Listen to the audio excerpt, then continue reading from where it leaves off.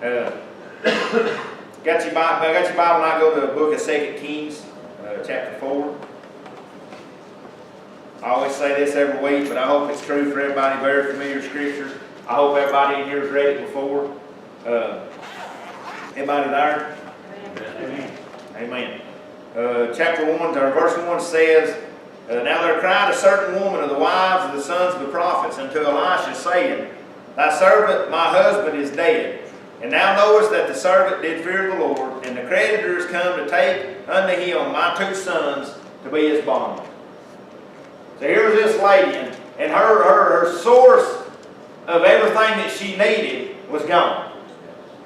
Anybody ever felt that way? You ever realize sometimes that everything that you could do, everything you depended on was gone? And you get in that point and it's just you. And it looks like everything's going to be lost. But we forget about the one that owns it all. Amen? We forget about the God that we serve that said He would supply us a way out of everything. Is that not right? You ever been somewhere God wouldn't come and get you? You ever been somewhere that God wouldn't? Amen? In my highest high, God's there with me, Greg. In my lowest low, He was there with me too. But this lady, she had lost what she was putting her faith and her dependency on. See, if we're not careful sometimes, we put our faith and dependency on something that'll pass away. Amen.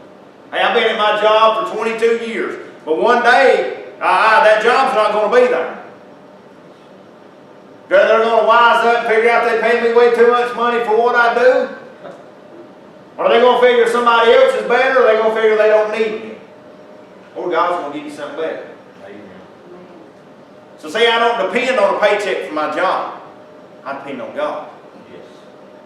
I depend on the one Greg ain't never going to run out. Hey man, I serve a God that ain't never going to replace me.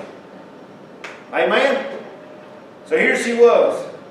And Elisha said unto her. So she called on the prophet. I'm here to tell you tonight, I don't care what you're going through. I don't care what you're facing. I don't care what your situation looks like. I don't care if you was up here yesterday and you're down here now. I don't care if what you've trusted in, what you've hoped in has let you down. I'm here to tell you tonight, if you'll call on to God, amen, if you'll call out to the name of Jesus, He will supply you a way out. Amen? Hey, I'm going to get excited, boys. When God showed me this, I got excited. You know what? Sometimes I forget where it comes from, Greg. Sometimes I forget who's controlling things. Sometimes I think I'm doing it. Yeah. Amen? And that's when I really get messed up. But it's in those moments when I have nothing in this world to fall back on but Jesus, then I realize how good God is. Amen? I hope I'm talking to somebody. If I ain't, I'm talking to myself tonight. So here comes the prophet. And Elisha said unto her, verse 2, What shall I do for thee? Amen? You've got a problem. What do you want me to do about it? If I could see Greg in the spirit when I got my problems, if I could see Jesus, I bet that's what he'd be saying. What you want me to do about it? And how many of us, in our confusion and all that, we give him some old vague answer? Here's one of my favorites, and I'm guilty of this. Touchy Jesus. Jesus up in heaven going, touch what? Be specific. What do you want me to touch? Anybody else guilty of that? Amen. Hey, just touch it, Jesus. Just touch it. God said, no, I don't want to just touch it. I want to give you what you're asking for. Amen. Come on. My God walks around, Greg, with a purpose. Amen. And He's got a purpose for my life, and He's got a purpose for your life. And the only way He can achieve that purpose is we've got to get real with Him, and I've got to be specific with Him. I don't pull up to McDonald's and say, give me something to eat. What do you want? I don't care. Just shove it in a bag and stick it out the window, and I'll eat it. No. We'll roll up the window, give me 2 burritos, sweet tea, no ice. I mean, we get down to the tea. Why don't we do that with God? Why don't we get specific with God? When God says, what do you want? He said He'd give us the desires of our heart. That's what the Word says. You know where and I hate to keep using my son, but I'll talk about my son. But one day he's sitting on his padded pew somewhere saved. I don't go to Jesus and say, Lord, save the kid. Just save the kid somewhere. Nope. I said, I need you to save David Nicholas Lance. I get specific. Here was Elijah. He said, what shall I do? Tell me. What hast thou in the house? That's what I like about God. Amen. When you call out on the name of the Lord, He's going to use what you already got. Somebody get that? See, somebody will sit around and think, boy, if I could preach like Johnny, if I could sing like this, if I could testify like him, if I could pray like that, if I could do this, if I could do that. Well, you know what they say about if a frog had legs, don't you? Or had wings, don't you? Hey, come on. Quit worrying about what you ain't got and look at what you do got. Amen. God's wanting to use what's inside of you right now. I serve a God that created us in our mother's womb. He knew me back then, Greg, and He saw what was in me then. And He's going to use that. But we got to let Him. Amen? We're all busy looking outside of what we are. Oh, maybe when I'm a little smarter, Ron. Maybe when I dress a little better. Maybe when I lose 10 pounds. Maybe when I look better. Maybe when I can sing better. Maybe when I don't talk like Carl Childers, I'll sling blade. I'll get up there and do that. I don't worry about none of that. You shouldn't worry about what you ain't. The church is so hung up on worrying about what we ate, we're missing out on what we are in Jesus. Amen? What have you got in your house tonight? What have you got inside of you tonight that you ain't tapped into? Why are you running around looking for something that you've already got? Man, that's good. We're running around looking and digging for something rather than we already possess within ourselves. We're just afraid to use it. See, she was dependent on her husband. He took care of everything. He handled everything. Oh, think about, Johnny, you can answer this better than anybody. Think about when all you had to do every Sunday morning is sit on a patio pew and listen to some guy preach. Right? Remember, you didn't have to worry about all the other things. But you know what? If you'd have never done what you had, if you'd have never used what he had in his house, I wouldn't be sitting on a patio pew every Sunday morning listening to somebody preach. He'd have never achieved what God had in store if he hadn't used what he had inside of him. Amen? Whatever you're looking for tonight, whatever you're desiring, whatever you're lacking, I just about say 9 times out of 10 it's already within you. Amen? And she said, thy handmaid had not anything in the house. I ain't got nothing. I know ain't nobody in this bunch ever said that. I ain't worth nothing. I ain't amount to nothing. I can't do nothing. Can I get amen?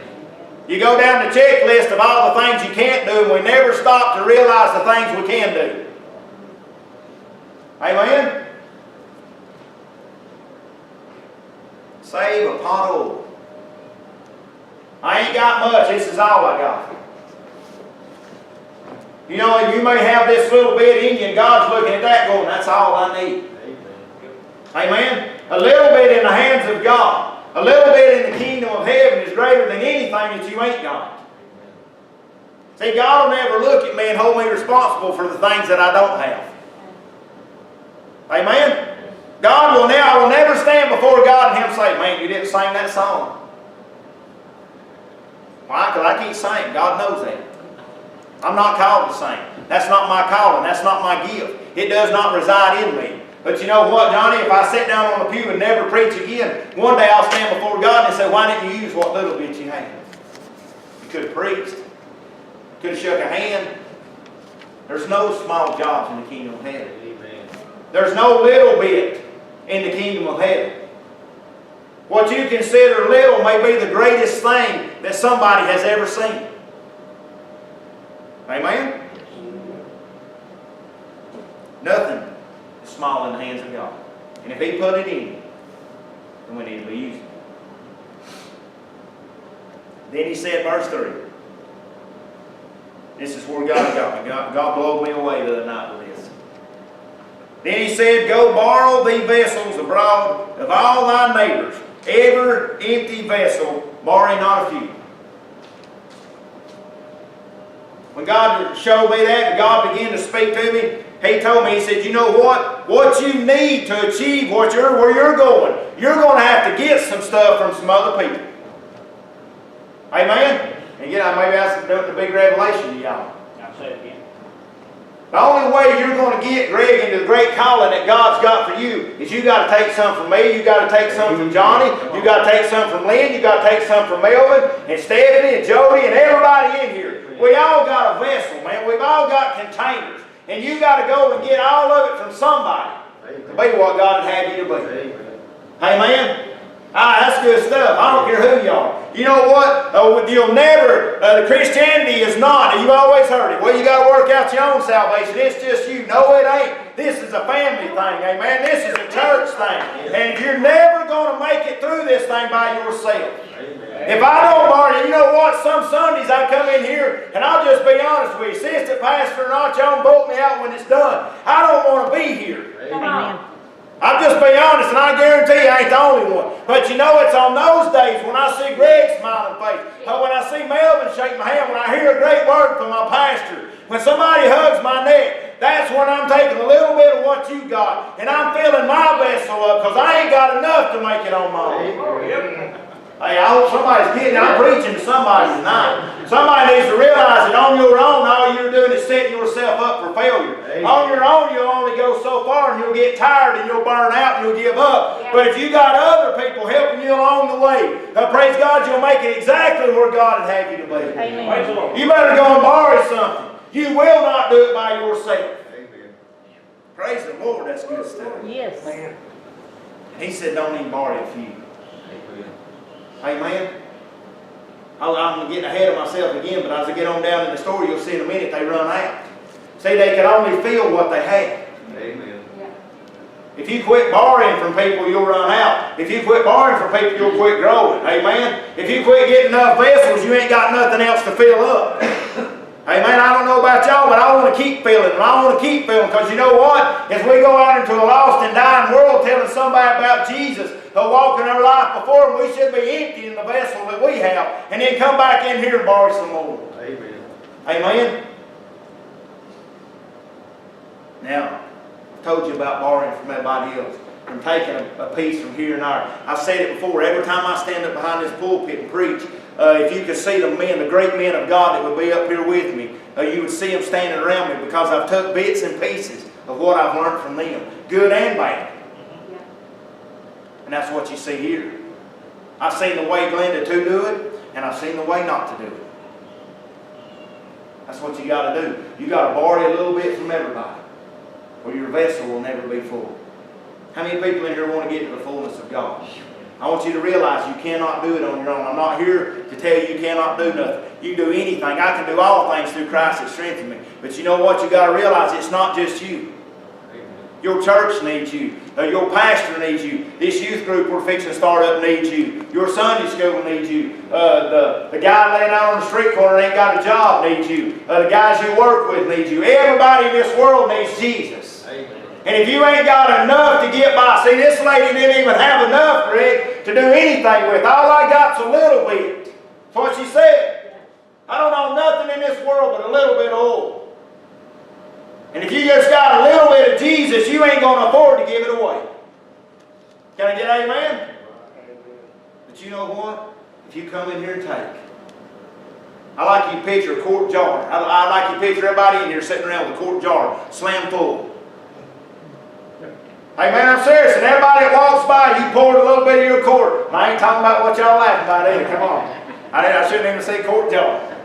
But if everybody walked by and you poured a little bit in there, well, what would happen if you didn't get some in return? Before long, your jar would run full. And you wouldn't even have enough to supply yourself. See, the way this thing's supposed to work is I'll give Greg a little bit, and then Johnny gives me some. And then Bradley will give Johnny some, and he'll give Lynn some. Then see how I'm talking about? You take a little bit from everybody, and you achieve what God has in store for us. Verse 4 says, "And when thou art come in, thou shalt shut the door upon thee and upon thy sons, and shalt pour out into all these vessels, and thou shalt set aside that which is full." Did you catch that? I want you to go out and beg and borrow and steal. I ain't saying you're going to steal somebody's anointing. I'm just saying, go out and beg and borrow, get all you can, get a little bit from everybody. But when you get it, you need to get by yourself. You need to get by yourself with what you got, and then you need to start distributing it. You know what? Johnny can't go to work with me every day. That's right. He probably could for a week and they'd fire him. Right? I can't go to work with Johnny. I can't go to work with Greg. Greg can't go with me. But you know what? I can take a little bit of what Johnny gave me on Sunday. I can take a little bit of what Greg gave me on Sunday, and I can take it to wherever I go. I can get beside myself. And when you know what? When I ain't got enough to go on, Greg, I can pour out what you give me, and I can fill somebody else up. Amen? See, you got to get it from everybody else, but then you got to get by yourself. Amen? See, there's a time to gather with everybody. There's a time for use you and Jesus. I got to take what I get from everybody else, Greg, and I got to get by myself and apply it. Man, I hope that makes sense. Yes. Pour out into all the vessels, and now shall set aside that which is full. So she went from him and shut the door. See, that's like there's the bottom line. She done exactly what he told her. It's hard for anybody else in here to do exactly what God tells you. You ain't got your hand up, you ain't doing what he told you because he told you to raise your hand. Amen? Sometimes we don't want to do it God's way. Even though the Word says who has known the thoughts of God and who has been His counselor. I love Jesus and I say it all the time, I'm His favorite, but He never called me and asked me what I'd do about something. And you know what? I'm just about guessing He ain't going to. If we do it exactly how God has it laid out, then we achieve exactly what God has in store.